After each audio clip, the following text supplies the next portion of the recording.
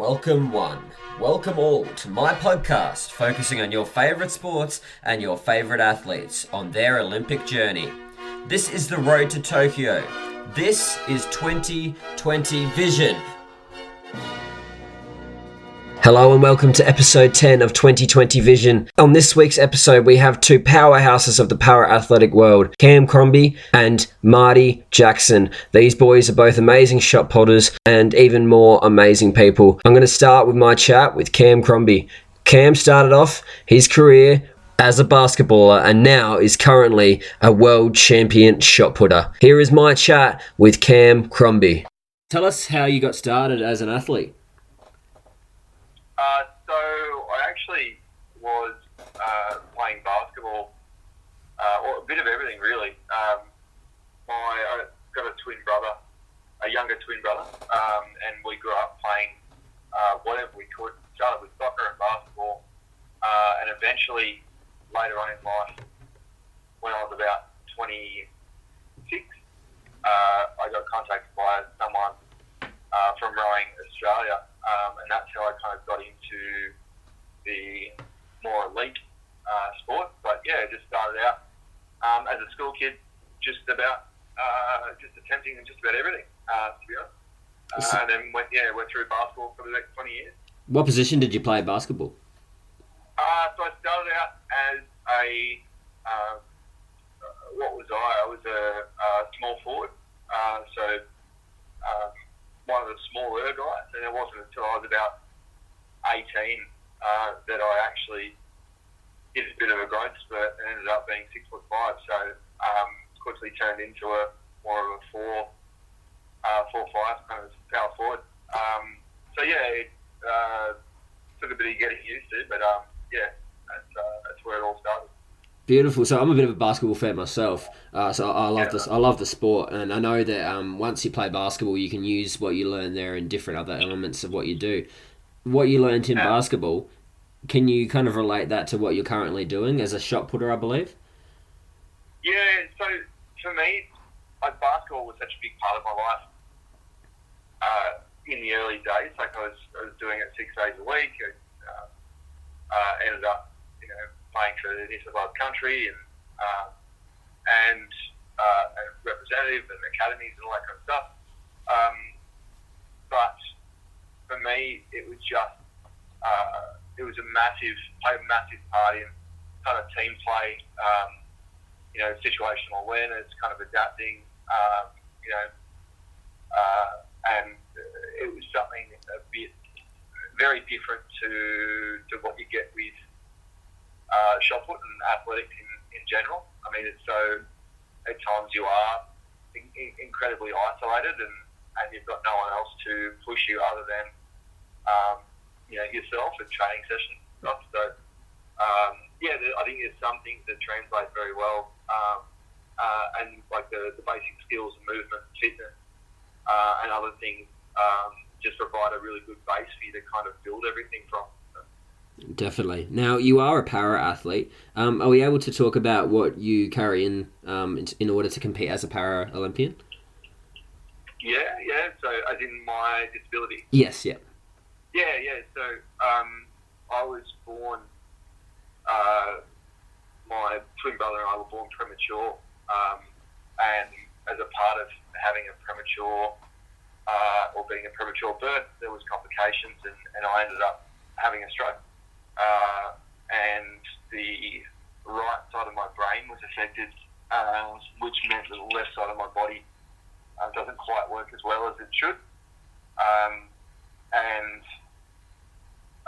When I was younger, my mum and dad put me through a lot of operations and physio and treatments and everything to try and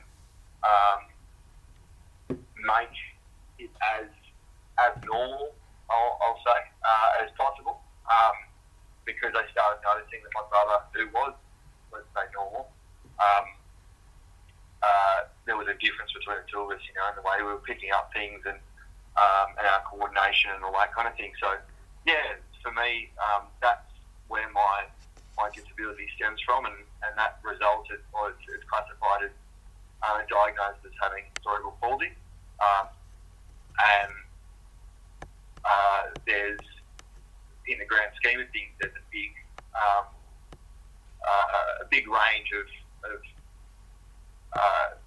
I guess, severities of cerebral palsy. So there's the TNS, like track and field class, and then ranging from number 32 being the most severely affected, all the way up to 38, which is the least severely affected. And that's where I fit in, which is basically as close to being able-bodied as possible, but showing signs of obviously a brain injury that links up with a physical impairment. And that's the biggest, I guess, how you kind of classify it roughly. I've only recently got my head around the qualifications, so thank you for explaining them to me a bit further there. Yeah, it's a really difficult process, and it's not. I've been through it a lot with rowing and athletics, and you've got to get nationally classified and internationally classified by a panel, and it's pretty rigorous. Like, I've been classified twice internationally now. Once when I first started athletics, and once again probably a month and a half ago.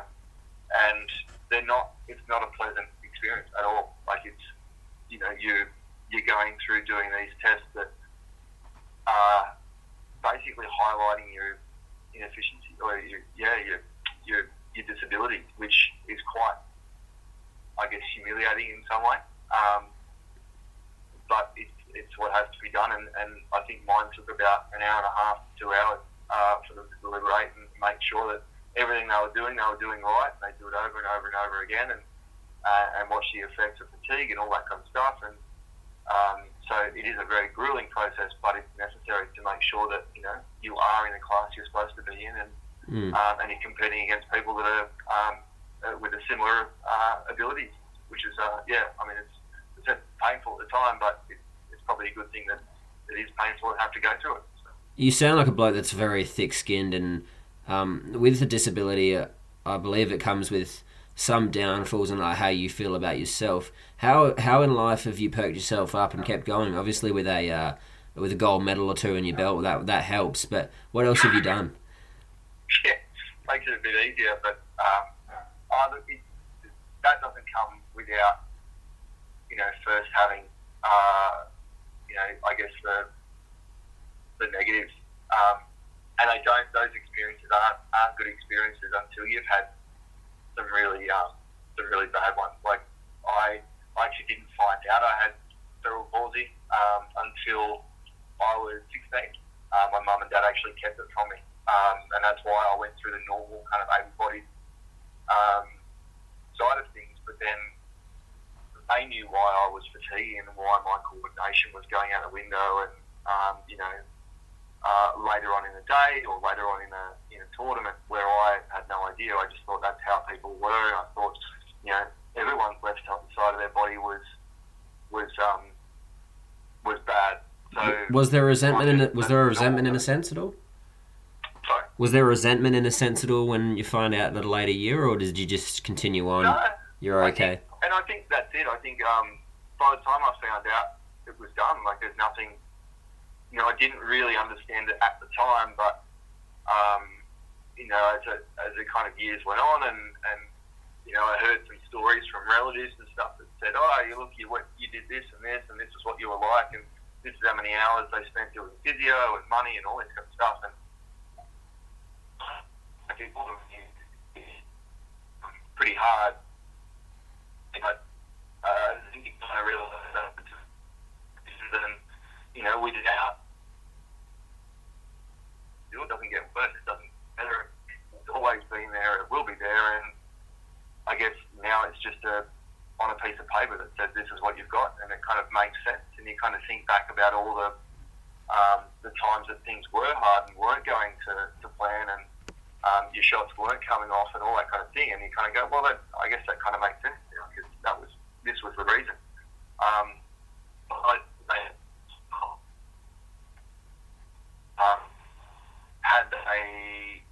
Had they told me earlier, I might have used that reason as an excuse, and I think that's what they were worried about.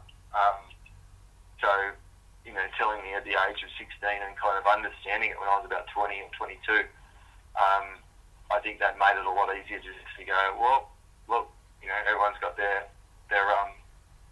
troubles and difficulties, and this is just the one you've got, but you still got to deal with it. So, chin up, get stuck into it. So, yeah. So how did you get stuck into it? You've obviously gone from basketball, gone through rowing, and now athletics. What was the training like for you? Training for rowing, for basketball was, it's pretty standard. Just every afternoon, most mornings, all weekend, doing all the trainings and stuff that you usually would as a junior athlete, a 12 to 15, 16-year-old, in a number of different teams and stuff. It's not until I kind of went to rowing that they kind of, the guys from rowing said, look, are you CAM? Do you have CP? Yeah. Have you ever tried rowing? I said, no. Do you want to see if you can get classified? I went, yeah, sure. And it turns out that I could. And that's when they said, oh, look, you've got the size, you've got the at least the sporting ability, in the past. Do you want to see how far you can take it? And I said, yeah. And they said, all right, well, start on Monday. And that was where it started. It was, from then on, it was basically twice a day for the best part of a year to start with, and that was brutal. Like, it was the most insane, intense sport that I've ever done, and probably still will ever do. Like, rowing is just, it's crazy. It's nuts. You're working at at a crazy rate for such an extended period of time, and then they say, okay, now you need to sprint, and you're thinking, what have I just done for the last 30 minutes? So yeah, that was, I've never wanted to die and throw up and curl up in a ball more than the first time I did a real race at a state championships in a four, like with 3 other people in a cox, and that for me was a big turning point mentally, and I think that set me up for getting through failure later in that part of life, and the early parts of my athletic career, because it didn't go to plan. And because I was told to hit this barrier, keep going until you can't go anymore, and then, okay, we're into the last 250 metres, time to start rowing. And you're thinking, I've just been doing that. Like, what? I've got nothing left. And then you find out after the race that you actually went faster than over the last 250 than you did over any other part of the race. And you think, but I was dead. Like, I was done. I was cooked. And you kind of find out that your body has a limit to it. Yeah. And it's actually limited just by your brain. So your brain just needs to, kind of recondition yourself to say, no, everything's hurting, and that's fine, and it's going to keep hurting, but now we need to step it up and hurt a bit more, and that was a real eye-opener, for sure. And then you're using that, then again, from learning that and rowing, you're using that when it comes to shot put. You would have obviously built up the muscle, and obviously the brain as well would have been working at almost full capacity. What was it like going from rowing to athletics, then doing the whole competition and not being in that boat? Look, it was hard. Like, the complications around rowing and how I exited the sport, like, it wasn't pleasant. I'd basically been geared up and earmarked and sized up for uniforms, for everything for the Paralympics, and basically it all came down to someone that had a bee in their bonnet, and a process of my eligibility, and it ended with another nationality, a classifier of another nationality, saying that if you come over to a world championships, we'll just keep protesting until you give up. And that's how I left the sport. Is that I had it kind of ripped out from underneath me without having poor performance. At that time I'd broken a world record on the rowing machine, so I definitely had the power there and the ability. I'd won all 3 races at nationals that year, the single, the double, and the 4. So I could row. It wasn't perfect, but I was good enough.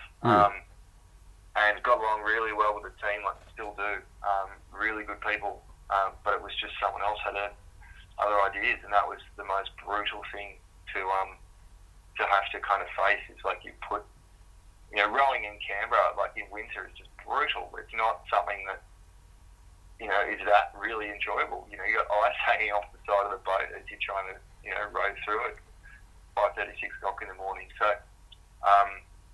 you're kind of going through that and putting your body through all these things and learning all these new movements and new processes and new ways of thinking, and then having it ripped from under you. And 1 month before going to World Champs, and your mum and dad being, well, we've already booked a holiday, and I guess we've got a spare week in France now. That's not a good way to kind of go out. But I guess that just fueled everything else. And just when athletics called me and said, we heard rowing didn't quite go to plan. If they don't want you, we'll take you. Do you want to learn how to throw the javelin? I went, well, I learned how to row in 6 months or 8 months. Yeah. Love it. I'll learn how to throw a javelin, and yeah, that's where that kind of all began. So I just kind of picked up. Definitely looked at it and went, well, I've done it before. How hard can it be? I'll do it again. Yeah. And what year are we talking then, mate? That was the end of 2000. It was October 2015. Okay. That was just before Rio Paralympics. Is when I kind of started. I had about 9 months to learn to throw javelin, and even shorter to qualify, I think. And yeah, that was it. And then just got stuck into training again twice a day. Between 20 and 25 hours of contact a week, and trying to do a full-time real estate gig at the same time, and a part volunteer to be a firefighter. And but luckily, didn't have any kids or anything. But so everyone's got their things that keep them busy. But it was just it was an intense kind of learning process. And I think for me, the biggest thing was actually taking all this sweat and kind of grunt training and exercise, and then going, well, you don't do that anymore. Now it's just it's a neural thing. It's a power thing. The shot put and javelin's so different in the way you train, the way you perform, the way you compete, the mindset, because you don't have 200 strokes to try and get it right. If you stuff up a stroke, you don't have another 199 to make up for it. Just pull a bit harder. You got 6 throws and that's it. And you've got to get it right on every one of the throws, or it just goes a bit haywire. So yeah. So you mentioned firefighting, and you've got your job as a real estate agent. You can plug that if you like at the end. That's fine. So what do you do in your downtime? Because you've got all of those awesome things that you do there, but you need a bit of time for Cameron. What do you do? Look, I don't have a lot of downtime. I like to,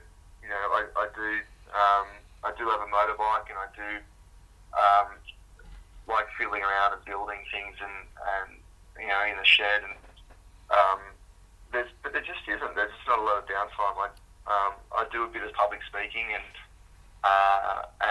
charity work as well, but that's I find that my downtime is actually better spent just with people and around things that may not necessarily be work or sport, but it might be fire brigade. So that's actually a bit of downtime for me. It's just surrounding yourself with good people and getting refreshed, and if you surround yourself with good people with different ideas, then it gives you a better perspective on things. I guess I can just take that into the other parts of my life that at the moment are the focus, which is obviously the sport and the work. I love it, mate. That sounds awesome. Now I do want to ask, I want to ask about the feeling of winning gold last year. That has to be a high part in your life. Tell us about how you felt when that occurred.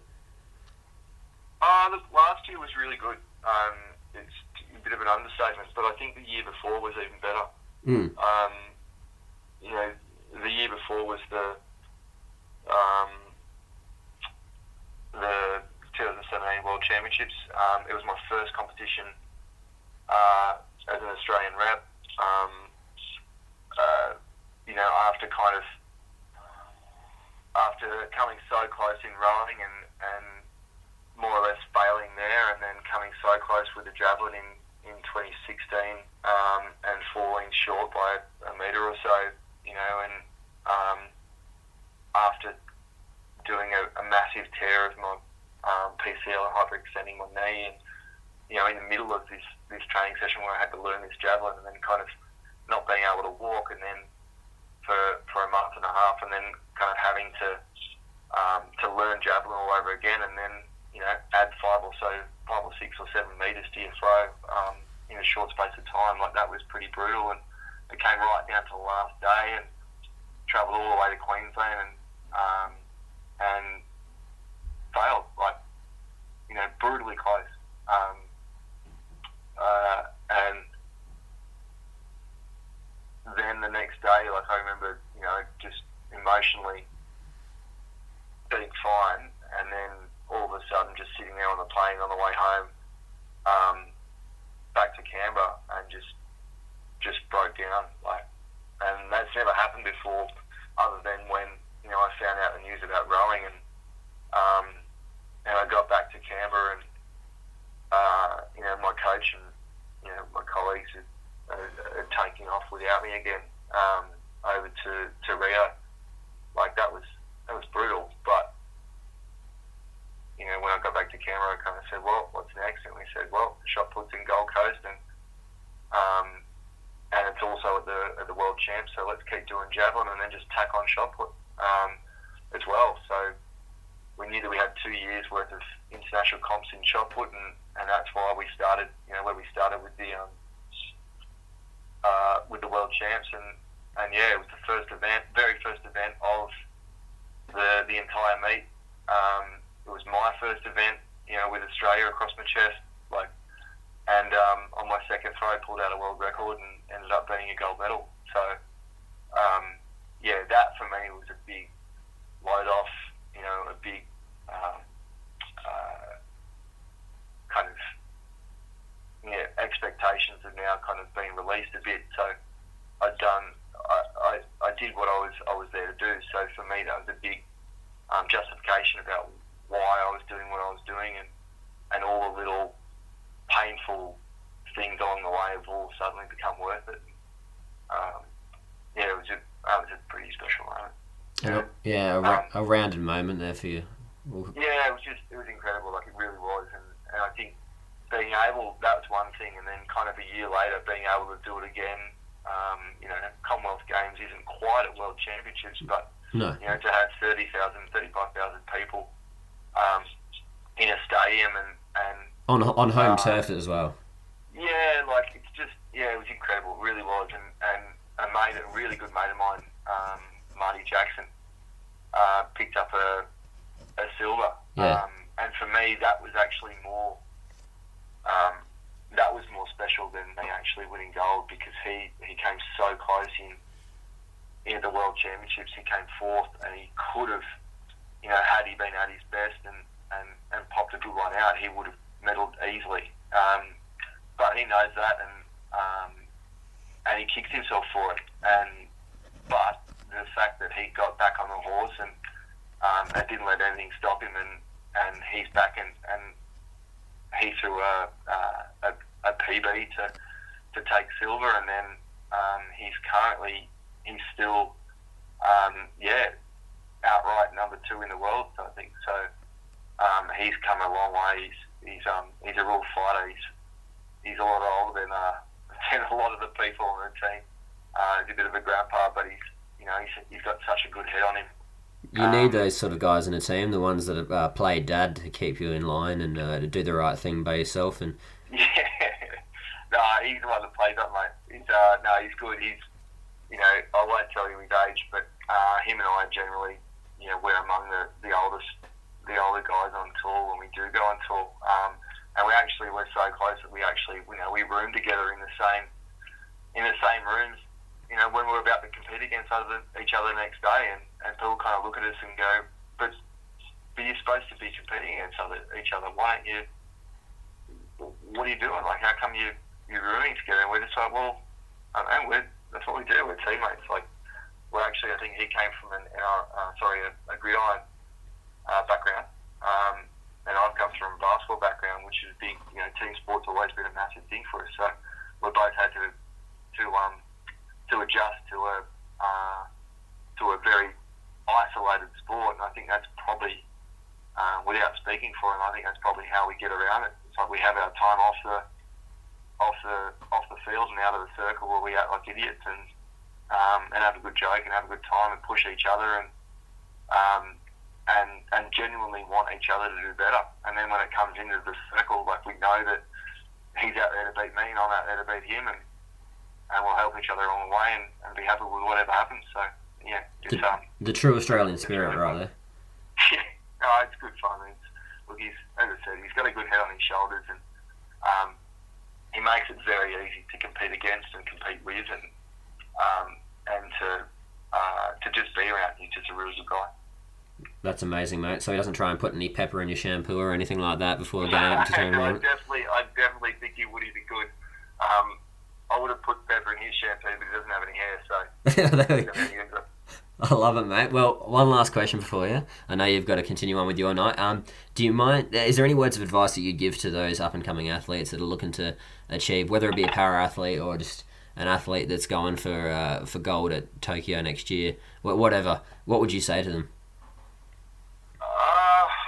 Look, I just say have gratitude. I think one of the biggest things for me over the last, even the last 6 to 8 months, has been kind of noticing or acknowledging where I'm at in my career and what I'm aiming for, and not setting expectations too high of myself that end up derailing the effort. You want to set goals, but you can't be so focused on them that you tear yourself apart when you don't hit them. You have to aim for them, and when they don't happen, if they don't happen, then you have to reassess and get better. And I think for me, the big part of it is the gratitude side and going, well, look, this is what I've got, this is what I was given, and at the end of the day, whatever happens, I'll be happy and I'll be very grateful for what I've got, because I know that there's nothing else left in the tank, and that's where my push and my drive comes from, just a sense of gratitude, and that I'm very incredibly lucky to be even in the position that where I'm vying for selection for Tokyo. You know, before I even get there, it's still a very, very good position to be in, and I can't take it for granted, that's for sure. Thank you very much for joining me today, mate. It's been awesome to talk with you. You're such a wholesome bloke, and I just love, personally, from doing what I've been doing, just hearing what you talked about, the gratitude that people have.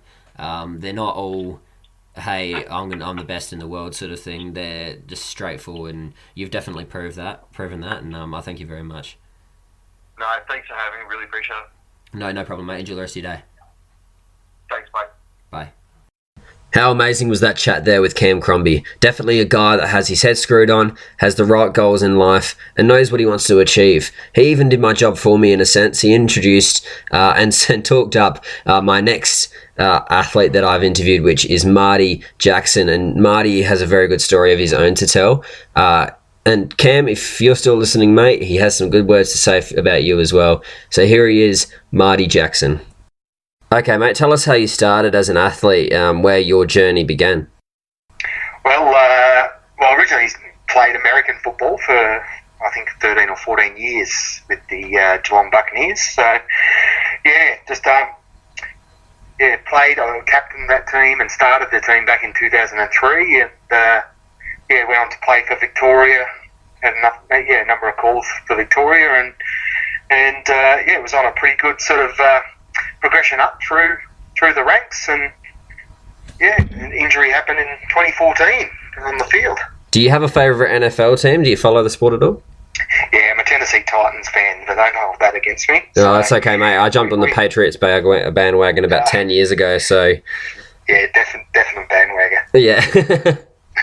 No, that's good. So, do you mind telling us about the injury? Because that is, in a sense, what has got you to where you are now in athletics? Yeah, look, the injury was probably a result of knowing the game too well. I was playing at home down in Geelong, and it came off the edge. It was a screen play, and I read it really early.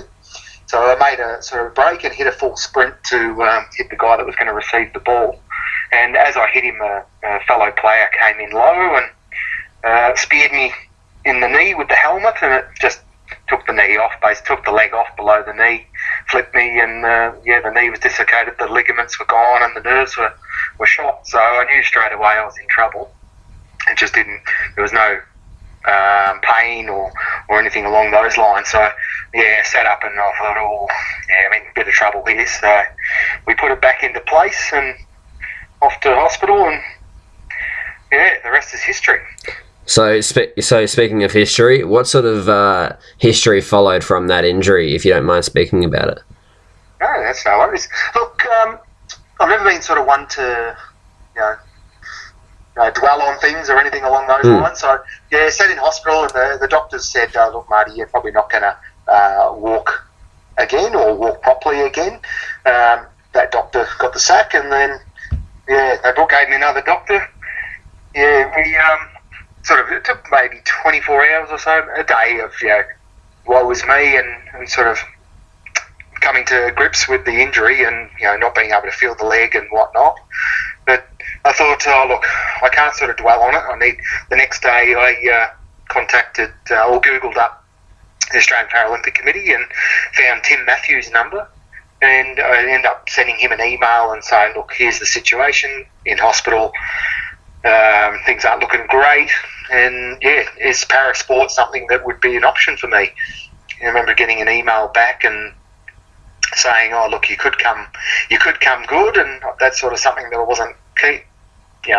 Obviously I wanted to come good, but there was something I needed a goal to work on rather than focus on the injury. So we booked an appointment with the APC, I think 3 or 4 weeks later, while I was still lying in the hospital bed, and it was basically the leg was just going to have to come along for the ride, and I was going to start on my journey. So, look, if it came good, it came good, which it's repaired somewhat, but still affected. It's amazing how you took the jump so early. You obviously have it in you to become a great sports person. What's inspired you to kind of want to reach a high-end sports role? Well, because you made it through to Victoria and all that stuff with your American football. You obviously wanted to take the journey once you found out that you might not be able to walk again.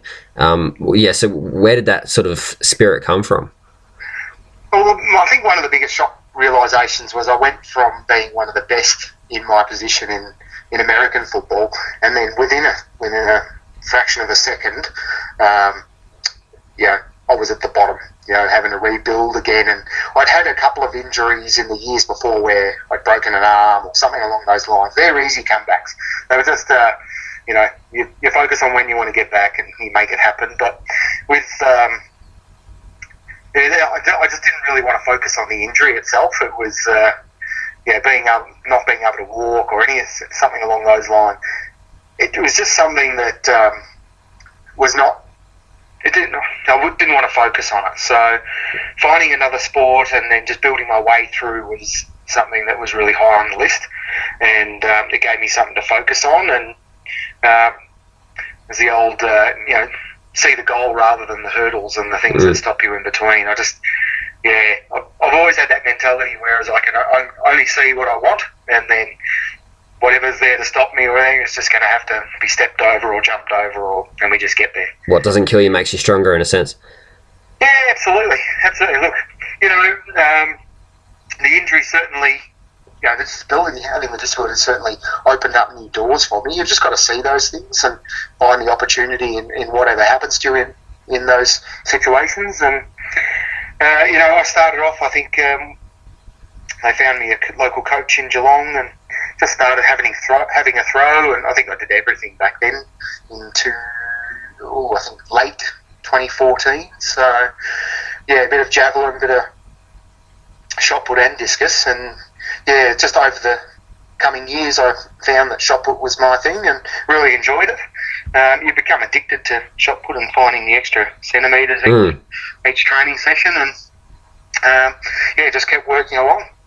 I think I ended up 2015 was my first national championships, and getting there and sort of seeing that I'm not too bad here. I'm in the mix. And then just working along, I think I did an Oceania Championships in 2016, and that was actually 2 years to the date. I think we flew out to Fiji 2 years to the date of my injury, and I was named the captain of the Oceania team for Fiji in 2016. So, it was good to be in that team environment again, because that was one of the biggest shocks for me, was going from team sport into a solo sport. You're not having that support framework around you, like your teammates, and that if you're having a bad game could pep you up. You don't have that in athletics when you're a solo athlete.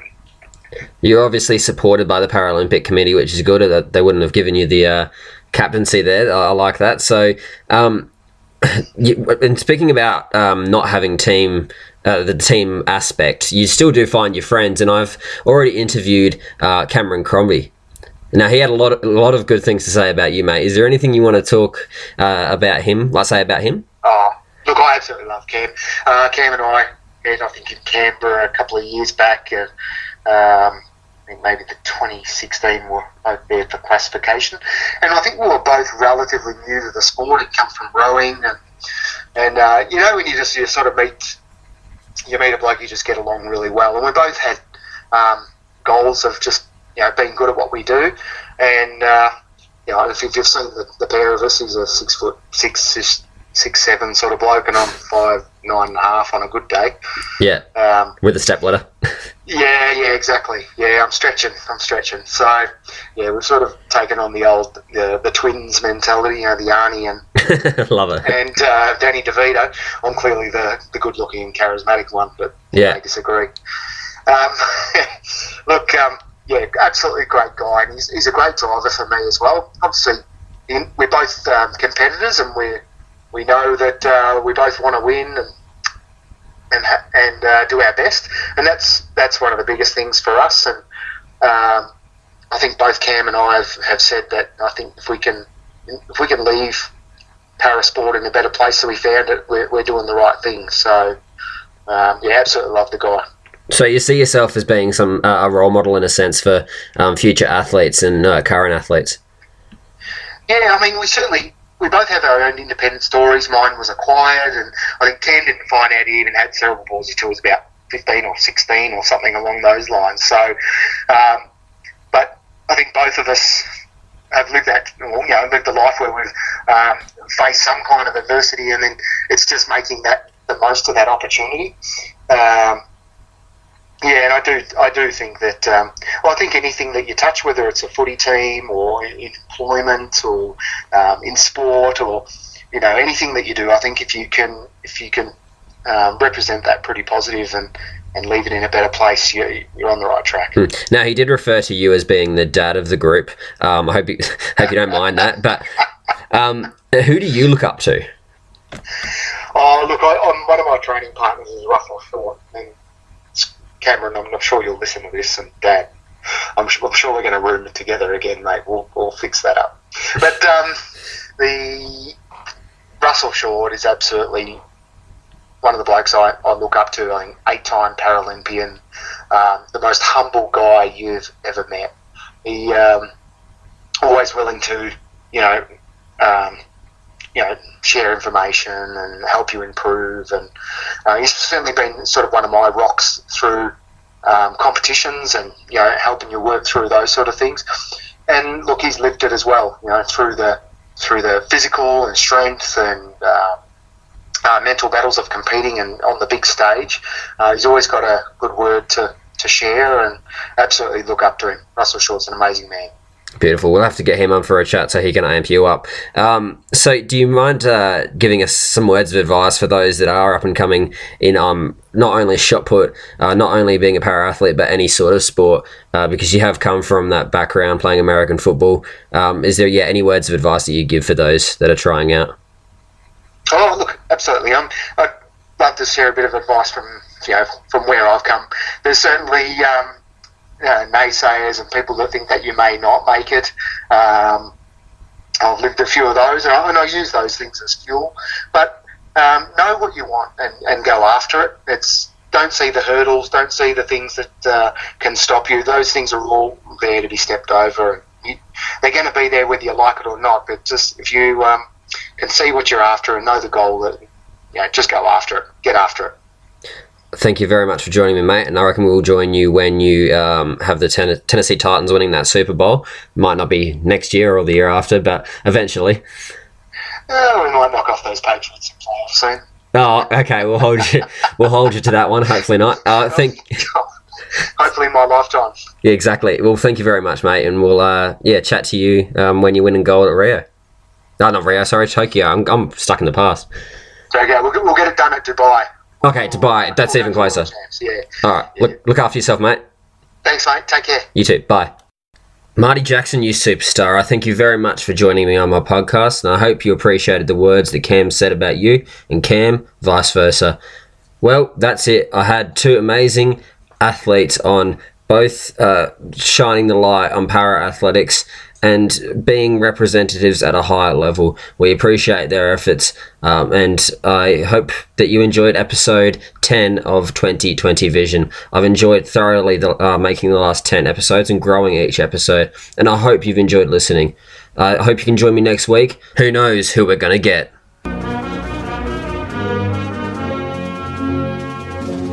Thank you for listening to another episode of 2020 Vision.